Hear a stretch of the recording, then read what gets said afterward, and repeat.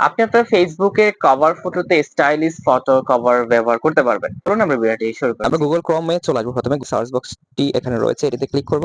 Click করার পর আমরা এখানে লিখবো WEGO উইগো CUV, এটা লিখে জাস্ট আমরা এখানে সার্চ করব। এটিতে জাস্ট আপনারা ক্লিক করবেন। তো আমরা ক্লিক করছি, ওয়েবসাইটে চলে আসবে। তো দেখুন এখানে কিন্তু একটা সার্চ বক্স রয়েছে, তো আমরা এই সার্চ বক্সে ক্লিক করব। তো হচ্ছে FCC, এটা লিখে আমরা এখানে সার্চ করব। এখানে যে লেখাটি রয়েছে এই টাইটেলটার মধ্যে আমরা ক্লিক করব। টাইটেলের মধ্যে ক্লিক করার পরে এবার আমরা এখান থেকে স্ক্রল ডাউন করে নিচের দিকে চলে আসবো। এখানে একটা অপশন পাবেন, এই যে এটা কভার ফটো ডিজাইন নামে, এখানে ক্লিক করবেন। তো এখানে ক্লিক করার পর আপনাকে ঠিক এরকম অপশন নিয়ে আসবে। তো দেখুন এখানে কিন্তু অনেকগুলো কভার ফটো কিন্তু এভাবে চলে আসবে, আপনি জাস্ট আপনারা করবেন। হ্যাঁ, আমি এখান থেকে যে কোনো একটার মধ্যে আমি ক্লিক করছি। এখানে আপলোড ফাইল নামে যে অপশনটি রয়েছে, জাস্ট আপনি এখানে ক্লিক করবেন। আর যেই ডিভাইসটি রয়েছে ডিভাইসটি সিলেক্ট করবেন। ফটো এন্ড ভিডিও নামে যে অপশনটি রয়েছে এখানে ক্লিক করবেন। তো আমরা এখান থেকে কয়েকটা ছবি সিলেক্ট করে নেব। সিলেক্ট করার পর এখান থেকে এডিট ক্লিক করব।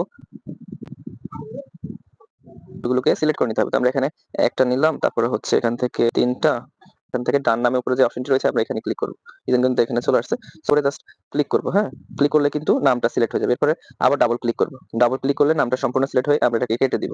কেটে দিয়ে এখানে চাইলে আপনার নামটা এডিট করতে পারবেন। আপনি যে নামটা দিবেন সেই নামটা এখানে দিয়ে দিবেন। তাহলে তো ডাউনলোডটা কিভাবে করবেন? দেখুন এখানে একটা চিহ্ন রয়েছে। হ্যাঁ, জাস্ট এখানে ক্লিক করবেন। এই যে ডাউনলোড অপশন, জাস্ট এখানে ক্লিক করবেন। আচ্ছা, এই যে এখানে আবার ক্লিক করবেন।